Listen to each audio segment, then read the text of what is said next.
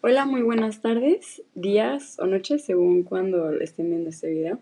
Mi nombre es Claudia Victoria Contreras Cárdenas y junto con mis compañeras Mariana García, Citlalia Barca y Guadalupe Pérez, el día de hoy les vamos a presentar un caso clínico muy interesante para nosotros, para nuestra asignatura de Clínica de Rehabilitación y Reumatología. Esperamos les guste.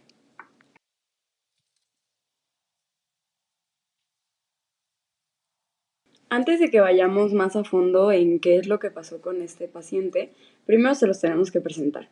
Y bueno, la paciente a la que nosotras le hicimos la historia clínica es una mujer de 53 años. Ella es originaria y residente de Jalisco, no de Guadalajara, en Zapopan. Ella es de La Barca, en la región Ciénega, que está como a hora 30 de aquí de la ciudad. Toda la información fue recabada mediante un interrogatorio directo cuando ella estuvo hospitalizada en el Hospital Civil de Guadalajara, Fray Antonio Alcalde. Y pese a que ustedes verán más adelante más condiciones que se fueron sumando a nuestra paciente, pues ella al principio llega con un motivo de consulta, ¿no? Y estos solamente fueron dos: disnea y dolor torácico. Sin embargo, esto no era lo único que tenía nuestra paciente. Previo a esta ocasión en la que ella estuvo en el Hospital Fray Antonio Alcalde, ella ya había acudido al médico y es por esto que ella acude con una valoración, con una hoja de referencia porque se sospechaba que ella tenía una enfermedad renal crónica. Aunando más en su dolor torácico, se le tiene que preguntar muchas cosas al paciente acerca del dolor, si inicialmente fue hospitalizada en el Hospital Regional de La Barca durante una semana. En ese hospital, lo que se dice en el expediente es que inició con la intolerancia de la vía oral y también con evacuaciones diarreicas líquidas, que eran un Bristol 7, sin presencia de moco ni sangre. Ya qué tanto es del 1 al 10, si en una escala numérica, si es el dolor más fuerte que ha sentido en su vida, etcétera, en dónde es. Y bueno, lo que ella nos pudo comentar acerca de su dolor torácico es que este era un dolor retroesternal. Ella no lo dijo con estas palabras, pero nosotros, pues pasándolo al lenguaje médico, sabemos que es de tipo opresivo y este dolor inicia una semana previa al ingreso al hospital. No tiene ninguna irradiación y no viene solo el dolor, es acompañado de disnea a pequeños esfuerzos, por lo que ya se le imposibilitaba realizar sus labores cotidianas. Su progresión de su enfermedad una vez en el hospital civil fue evolucionando clínicamente y presentando nuevos datos, por ejemplo, un edema generalizado, pues principalmente eran los pies, pero pues era de manera generalizada. Datos que también pues nos pueden alarmar como doctores es el derrame pleural bilateral, tenía una citis que se podía ver a simple vista. Y algo muy importante que tienen que saber es el contexto en el que ingresó, que este fue un choque refractario, por lo que se le manejó con aminas vasopresoras. Se documentó también una acidosis metabólica severa y los datos de esta acidosis eran un pH de 7.20, un bicarbonato de 7.4 y un dióxido de carbono de 19. Con todos los datos que se tenían hasta el momento, todos los datos que les hemos dado, al principio se hizo un diagnóstico presuntivo de cirrosis hepática con síndrome hepatorrenal. Cuando se hace este diagnóstico se le empieza a tratar para que mejore el paciente. Así que se le inició a manejar con albúmina intravenosa y con norepinefrina. Posterior a esto se le realiza una paracentesis diagnóstica y cuando se sacan los resultados de esta paracentesis se encuentra un gradiente de albúmina sérica elevada. ¿Esto qué nos va a indicar? Que el síndrome edematoso tenía una etiología cardíaca y es por esto que le realizamos la siguiente prueba. Como sabemos, un ecocardiograma es una prueba que nos puede dar muchísimos datos, pero el ecocardiograma tampoco sería suficiente prueba si no lo tuviéramos a un lado de toda la clínica que presenta el paciente. Del ecocardiograma lo que pudimos sacar fue una evidencia de disfunción diastólica tipo 2 con presión sistólica de arteria pulmonar elevada. Teniendo este dato ya podíamos tener más cosas para que pudiéramos hacer un mejor diagnóstico y un mejor tratamiento de esta paciente. Durante el abordaje clínico de la paciente se identificaron algunos datos que eran ya sugestivos desde este entonces a enfermedad del tejido conectivo. Entre ellos, como ya los conocemos y como muestran las fotos aquí a la derecha, va a ser primero el fenómeno de Raynaud, que este fenómeno van a ser espasmos en las pequeñas arterias tanto de las manos como de los pies, y también podemos encontrar en la punta de la nariz y en las orejas. Esto es como respuesta al frío o al estrés. Estas fotos cabe mencionar que no son de la paciente, ya que a ella no le pudimos tomar ninguna imagen, simplemente son para que ustedes tengan una herramienta visual. También presentaba engrosamiento cutáneo proximal, que lo podemos ver en las manos principalmente, microstomía, que es una apertura oral pequeñita, que es de 3.3 centímetros en el caso de la paciente, y síndrome de Zika, que este normalmente se ve relacionado con el síndrome de Sjögren, pero más adelante vamos a ver por qué no fue este el diagnóstico final. ¿Qué vamos a poder encontrar en el síndrome de Zika? Resequedad en los ojos y en la boca y disfagia ocasional, como lo hacía la paciente. También va a presentar diarrea crónica y es importante que mencionemos también que en la capilaroscopía se mostró un patrón esclerodermiforme activo. ¿Qué va a ser este patrón? Pues vamos a tener dilatación de los capilares, también áreas en donde se pierden los capilares, que van a ser sitios avasculares, y por último microhemorragias, que estas son las que podemos ver aquí en la imagen. Y bueno, ya con todos estos hallazgos se considera que la paciente tiene un cuadro compatible a una enfermedad autoinmune sistémica. Sin embargo, no solamente es una sola enfermedad, sino que se diagnostica con un síndrome de sobreposición o de overlay, que mis compañeras les explicarán más adelante, entre dos enfermedades. Una va a ser el lupus eritematoso-sistémico, que son las 4 imágenes que vemos aquí, y el otro va a ser la esclerosis sistémica, que son las que vemos más a la derecha. De antecedentes heredofamiliares, la paciente no refiere ninguno, sin embargo, con enfermedades sistémicas autoinmunes, ¿qué es lo que buscaríamos? Que su madre o sus hermanas presentaran alguno de estos síntomas también, o que ya tuvieran algún diagnóstico en el área de alguna enfermedad reumatológica. Y bueno, acerca de los antecedentes personales no patológicos, primeramente con la alimentación. Ella nos confirma que, así como clínicamente lo podemos notar, pues nos confirma que es una alimentación deficiente, tanto en calidad como en cantidad. Esto porque nos explica que pues ella es comerciante, así que pasa muy poco tiempo en su casa y sale muy temprano, por lo que come en la calle, y en lugar de sus 3 comidas y 2 colaciones como supuestamente todos debemos de hacer, pues ella normalmente tomaba 2 comidas nada más y de lo que alcanzaba a comer en la calle. Acerca de su esquema de vacunación, tuvo 2 dosis de la vacuna contra COVID-19, y ese año que se puso la última no se aplicó la de la influenza. Sin embargo, sí se la había aplicado en ocasiones anteriores. Acerca de la exposición a biomasa, la niega, no cocinan con leña, no nada, y solamente pues, se presenta la contaminación a la que todos estamos expuestos en nuestro día a día. Niega estancias en centros penitenciarios o de rehabilitación y desconoce su grupo sanguíneo. Y bueno, la paciente tampoco refiere antecedentes ginecobstétricos y no estaba con nadie al momento de estar en el hospital, por lo que no tuvimos ningún contacto con una familiar suya. Y bueno, por último, de mi parte, les voy a platicar un poco también de los antecedentes personales patológicos.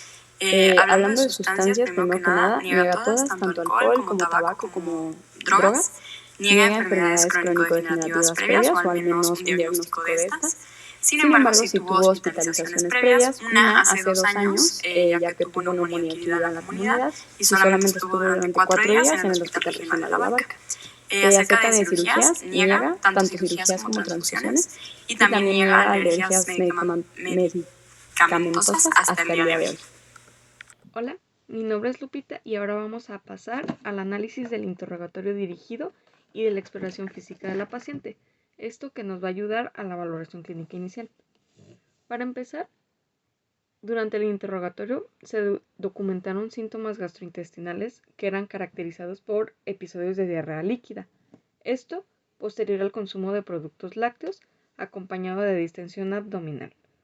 Y esto es importante ya que nos ayuda a caracterizar adecuadamente si este síntoma se tiene que explorar tanto la frecuencia de las evacuaciones, lo cual la paciente nos refirió que únicamente era cuando consumía los lácteos, y ella consumía los lácteos aproximadamente 4 veces a la semana.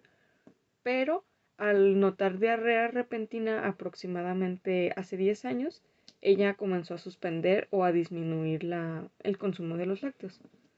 Por lo tanto, también nos platicó de que tuvo cambios en el apetito y esto nos ayuda más que nada a diferenciar si es simplemente una intolerancia a la lactosa o bien acompañado de algún otro proceso patológico o también con alguna alteración de la absorción intestinal.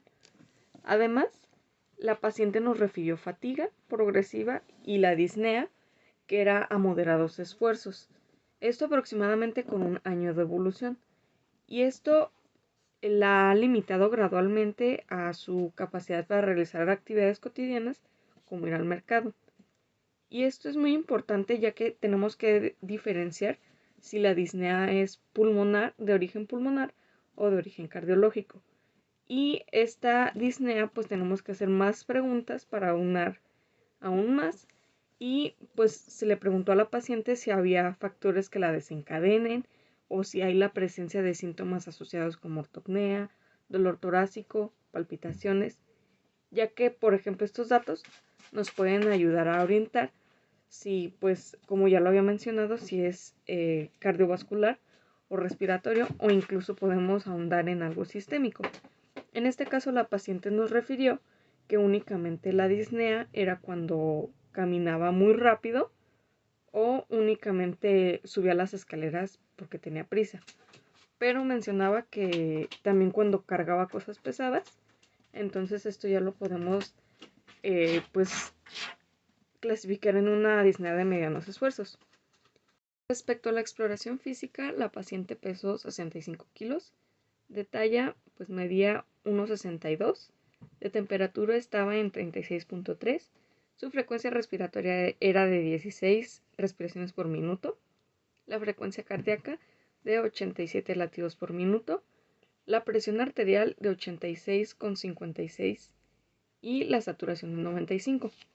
Aquí un dato importante es que podemos ver que la frecuencia cardíaca está un poco aumentada, lo que nos puede llevar a pensar en alguna compensación, ya que tenemos una presión arterial baja, como lo es 86/56.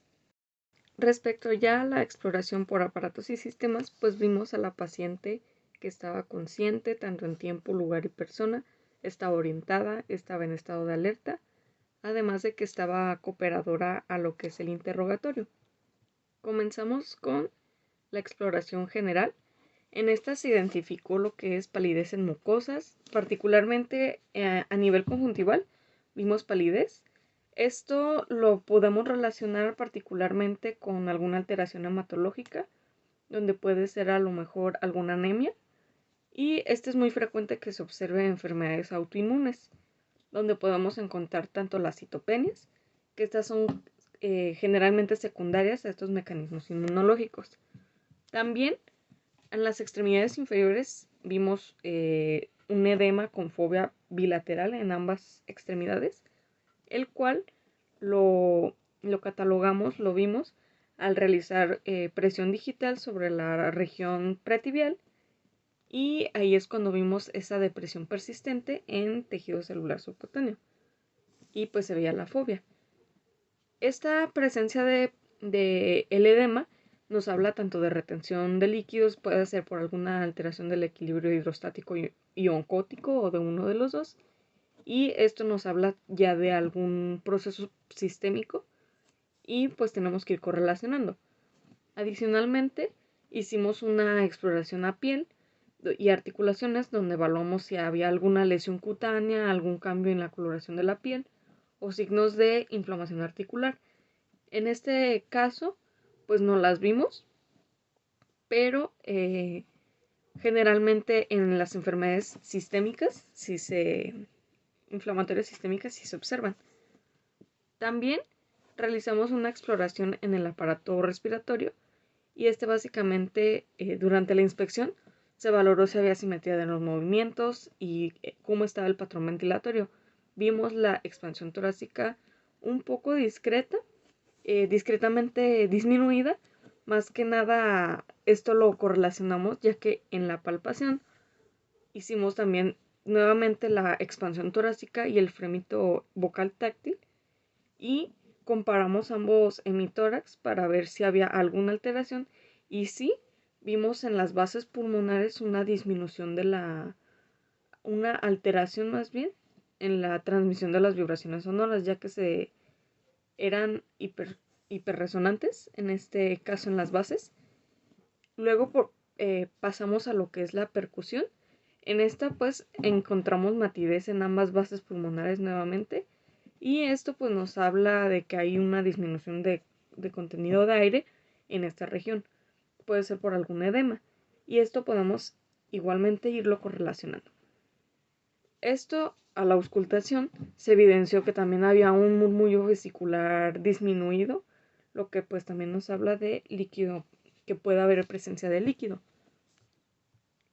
Luego, en la exploración abdominal, se observó que el abdomen estaba globoso, por lo que realizamos una maniobra que es el signo de la ola, el cual estaba positivo. Esto nos puede hablar de la presencia de líquido libre en cavidad abdominal y para corroborar también este hallazgo, realizamos la percusión y encontramos una matidez cambiante, que esto pues nos hablaba del desplazamiento del líquido abdominal al modificar la posición del paciente, de la paciente. Y a final de cuentas esto nos habla de que ya hay algún compromiso sistémico. A continuación presentaré el abordaje diagnóstico y el tratamiento del síndrome de sobreposición de lupus eritematoso sistémico y esclerosis sistémica basada en los hallazgos clínicos e inmunológicos de la paciente. Durante el abordaje inmunológico se documentaron varios anticuerpos relevantes. En primer lugar se encontró anticuerpo antinuclear o ANA positivo en un título de 1 a 320. Según los criterios de clasificación de lupus eritematoso sistémico establecidos por el American College of Rheumatology y la European League Against Rheumatics, la positividad de ANA es uno de los criterios fundamentales para el diagnóstico de lupus. Títulos elevados, como los que encontramos en la paciente, nos hablan acerca de una alta probabilidad de una enfermedad de autoinmune sistémica. Asimismo, también se documentaron anticuerpos anticardiolipina IgA e IgM. Estos anticuerpos forman parte del grupo de anticuerpos antifosfolípidos, los cuales se asocian a fenómenos trombóticos, trombocitopenia y manifestaciones sistémicas. De acuerdo con la literatura reumatológica, la presencia de estos anticuerpos antifosfolípidos pueden observarse en pacientes con lupus eritematoso sistémico y contribuir a un estado proinflamatorio y protrombótico. Por otro lado, los anticuerpos anti-DNA de doble cadena resultaron negativos.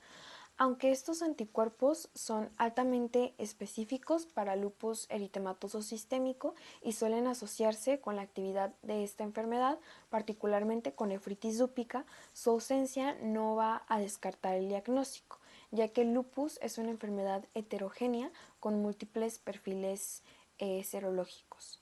También se reportaron anticuerpos anti-SSA-RO y anti-SSB-La negativos. Estos anticuerpos se relacionan con enfermedades autoinmunes como el síndrome de Sjögren y algunas formas de lupus cutáneo. Sin embargo, su negatividad tampoco va a excluir lupus ni otras enfermedades del tejido conectivo. Además de estos hallazgos serológicos, la paciente presentó manifestaciones sistémicas compatibles con enfermedad autoinmune activa. Entre ellas se documentó hipocomplementemia, la cual nos refleja un consumo del complemento secundario a la formación de complejos inmunes, un mecanismo que es clásico en la fisiopatología característica del lupus eritematoso sistémico. Asimismo, también observamos trombocitopenia y linfopenia, alteraciones hematológicas que son frecuentes en el lupus y que reflejan tanto la destrucción inmunológica como la actividad inflamatoria sistémica. En el análisis renal se evidenció una proteinuria de 800 miligramos en 24 horas, lo cual sugiere un compromiso renal de origen inmunológico, aunque no alcanza a estos criterios de nefritis lúpica severa. Este hallazgo es importante porque el daño renal constituye una de las complicaciones más relevantes en pacientes que padecen lupus. Adicionalmente, la paciente también presentó serositis, esta manifestada como ascitis y como un derrame pleural. La serositis es una manifestación clásica de lupus eritematoso sistémica y refleja la inflamación de las membranas serosas. Al integrar los hallazgos clínicos, serológicos y sistémicos, se estableció el diagnóstico de sobreposición del lupus eritematoso sistémico con esclerosis sistémica. Los síndromes de sobreposición se caracterizan por la coexistencia de manifestaciones clínicas e inmunológicas de dos o más enfermedades del tejido conectivo, lo cual puede generar un espectro clínico algo complejo. En cuanto al tratamiento, se indicó manejo inmunosupresor dirigido a controlar la actividad inflamatoria y prevenir daño orgánico. En primer lugar, se inició con prednisona, que es un glucocorticoide sistémico utilizado para disminuir la inflamación y modular la respuesta inmunológica. El esquema indicado consiste en una administración con una reducción gradual, esto con el objetivo de controlar la actividad de la enfermedad, minimizando los efectos adversos asociados a un uso prolongado de corticoides. También se indicó micofenolato de mofetileno de 500 miligramos cada 12 horas vía oral. Este medicamento es un inmunosupresor que inhibe la proliferación de linfocitos T y B mediante el bloqueo de la síntesis de purinas. Actualmente se utiliza ampliamente en las enfermedades autoinmunes sistémicas, especialmente en un lupus con un compromiso orgánico. Para el manejo del síndrome edematoso y la insuficiencia cardíaca se prescribió furosemida de 40 miligramos cada 12 horas. Este es un diurético de asa que favorece la eliminación de sodio y agua, ayudando a reducir la sobrecarga del volumen. Debido a la presencia de hipertensión pulmonar, se indicó tadalafil 20 miligramos cada 24 horas. Este fármaco es un inhibidor de la fosfodiesterasa tipo 5 que produce vasodilatación en la circulación pulmonar, mejorando la hemodinamia y la tolerancia al ejercicio en estos pacientes. Dentro del manejo cardiometabólico se incluyó dapagliflozina de 10 miligramos cada 24 horas. Este medicamento pertenece al grupo de los inhibidores de los cotransportadores sodio-glucosa tipo 2 y han demostrado varios beneficios cardiovasculares y renales en pacientes con insuficiencia cardíaca. Debido al uso prolongado de glucocorticoides, se indicó una suplementación con calcio y vitamina D, con el objetivo de prevenir esta pérdida de masa ósea y reducir el riesgo de osteoporosis inducida por esteroides. Y finalmente se agregó ácido fólico de 5 miligramos al día, el cual contribuye al mantenimiento hematológico y puede ser sutil en pacientes que reciben terapias inmunomoduladoras. En este caso se ilustra esta importancia del abordaje integral clínico, inmunológico y sistémico de las enfermedades autoinmunes, así como la necesidad de un manejo que es multidisciplinario, orientado a controlar la actividad inflamatoria, a prevenir el daño orgánico y el objetivo principal, que es mejorar la calidad de vida del paciente.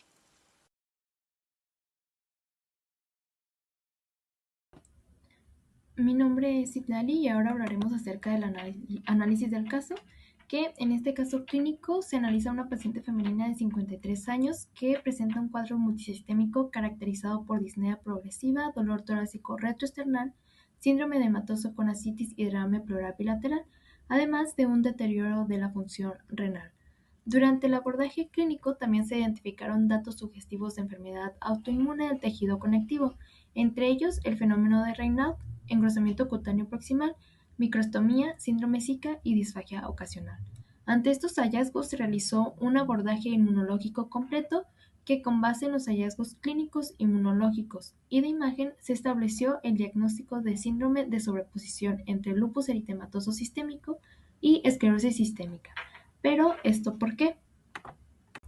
Bueno, de acuerdo a los criterios de la ACR y la EULAR para esclerosis sistémica, el diagnóstico puede establecerse mediante un sistema de puntuación clínica.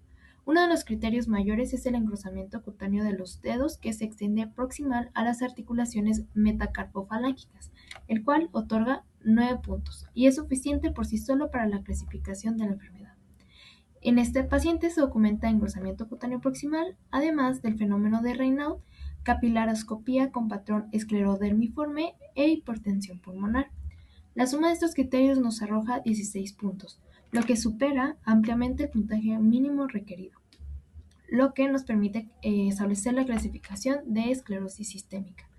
Estos hallazgos son característicos de esta enfermedad, la cual se distingue por la presencia de vasculopatía, activación inmunológica y fibrosis progresiva del tejido conectivo. Por otra parte, durante el abordaje inmunológico se documentaron hallazgos compatibles con lupus eritematoso sistémico, incluyendo positividad para anticuerpos antinucleares en título de 1-320. También la presencia de anticuerpos anticardiolipina IgA e IgM, trombocitopenia, hipocomplementemia, proteinuria de 800 miligramos en orina de 24 horas y serositis manifestada como derrame pleural y ascitis. De acuerdo a los criterios, la presencia de anticuerpos antinucleares positivos constituyen el criterio de entrada obligatorio. Posteriormente, los criterios clínicos e inmunológicos se ponderan mediante un sistema de puntaje, requiriéndose un total igual o mayor a 10 puntos para establecer esta clasificación. En este caso, la paciente presenta trombocitopenia, serositis, proteinuria significativa, hipocomplementemia y anticuerpos antifosfolípidos positivos, lo que permite alcanzar un puntaje de 18 puntos, siendo este mayor al requerido. También, con base en los hallazgos clínicos y laboratoriales, la paciente presenta un SLEDAI 2K de aproximadamente 9 puntos, que corresponde a una actividad moderada, al igual que, según el Colegio Mexicano de Reumatología, también está considerada en moderada por los hallazgos clínicos que presenta. Aunque el SLEDAI 2K es un índice diseñado para evaluar la actividad del lupus durante los últimos días, su cálculo en esta paciente resulta útil para estimar de forma objetiva el grado de actividad inflamatoria sistémica al momento de la valoración clínica y nos ayuda a orientar la intensidad del tratamiento inmunosupresor. Dicho esto, la coexistencia de manifestaciones clínicas y serológicas compatible tanto con lupus como con esclerosis sistémica permite establecer el diagnóstico de síndrome de sobreposición. Los síndromes de sobreposición se caracterizan por la presencia simultánea de criterios clasificatorios de 2 o más enfermedades autoinmunes del tejido conectivo. Desde el punto de vista fisiopatológico, el cuadro clínico puede explicarse por la interacción de 3 procesos principales. El primero es la disregulación inmunológica con producción de autoanticuerpos y el segundo es la vasculopatía autoinmune característica de la esclerosis sistémica y el tercer proceso es la fibrosis progresiva mediada por activación fibroblástica, responsable del engrosamiento cutáneo, la microstomía y las alteraciones gastrointestinales observadas en la paciente. Durante el abordaje diagnóstico, también se consideraron diversos diagnósticos diferenciales. Entre ellos se incluye inicialmente cirrosis hepática, con un síndrome hepatorrenal, esto debido a la presencia de ascitis y el deterioro de la función renal. Sin embargo, el análisis de líquido ascítico mostró un gradiente sérico-ascítico de albúmina elevado con proteínas totales altas, hallazgo que sugieren un origen cardiogénico de la ascitis, además de que no se documentaron alteraciones bioquímicas compatibles con una hepatopatía crónica. Asimismo, se consideró insuficiencia cardíaca como causa del síndrome edematoso, ya que podría explicar la presencia del edema, ascitis y el derrame pleural. No obstante, la presencia de múltiples manifestaciones inmunológicas sugiere que la disfunción cardíaca se encuentra probablemente relacionada con la hipertensión pulmonar secundaria a la enfermedad del tejido conectivo. Otro diagnóstico diferencial importante es la enfermedad mixta del tejido conectivo, la cual puede presentar características superpuestas de lupus, esclerosis sistémica y polimiositis. Sin embargo, esta entidad se caracteriza típicamente por títulos elevados de anticuerpo anti-U1 ribonucleoproteína, la cual no se documentó en esta paciente. además de que la paciente cumple con los criterios clasificatorios completos para las dos enfermedades bien definidas. Respecto al tratamiento, las recomendaciones europeas sugieren el uso de glucocorticoides en las dosis mínima eficaz con reducción progresiva una vez controlada la actividad de la enfermedad. En este caso, el uso de prednisona está justificado por la presencia de serositis y actividad inflamatoria sistémica, aunque en esclerosis sistémica debe utilizarse con precaución debido al riesgo de una crisis renal esclerodérmica. En relación con el micofenolato de mofetilo, las guías lo recomiendan como tratamiento de primer línea tanto en lupus como en esclerosis sistémica, con compromiso sistémico, por lo que su uso está justificado, aunque la dosis indicada podría corresponder a una fase inicial de titulación. Para el manejo de la hipertensión pulmonar se indicó tadalafil. Las guías europeas recomiendan a los inhibidores de la fosfodiesterasa tipo 5 como terapia inicial en pacientes con hipertensión pulmonar asociada a enfermedades del tejido conectivo, ya que producen vasodilatación pulmonar y disminuyen la resistencia vascular. Además, se indicó furosemida para el manejo del síndrome edematoso y la sobrecarga de volumen, lo cual es apropiado para el contexto de congestión sistémica. Finalmente, se prescribió calcio y vitamina D con el objetivo de prevenir la osteoporosis inducida por los glucocorticoides. Esta recomendación es establecida por las guías americanas para pacientes que reciben terapia esteroidea prolongada. En conclusión, el esquema terapéutico instaurado es en términos generales adecuado, aunque podría optimizarse mediante la inclusión de hidroxicloroquina, 5 mg por kilogramo día, debido a su efecto protector frente a brotes de la enfermedad y reducción del daño orgánico acumulado, y la titulación progresiva del micofenolato, de acuerdo con las recomendaciones actuales de las guías internacionales de reumatología. En conclusión, este caso ilustra un síndrome de sobreposición entre lupus eritematoso sistémico y esclerosis sistémica, sustentado por la presencia de criterios clasificatorios de ambas enfermedades y manifestaciones multisistémicas que incluyen compromiso inmunológico, vascular y fibroso. El reconocimiento temprano de estos síndromes es fundamental, ya que su evolución puede asociarse a complicaciones cardiopulmonares y renales que coincidan con el pronóstico. Y bueno, estas son nuestras referencias. Muchas gracias.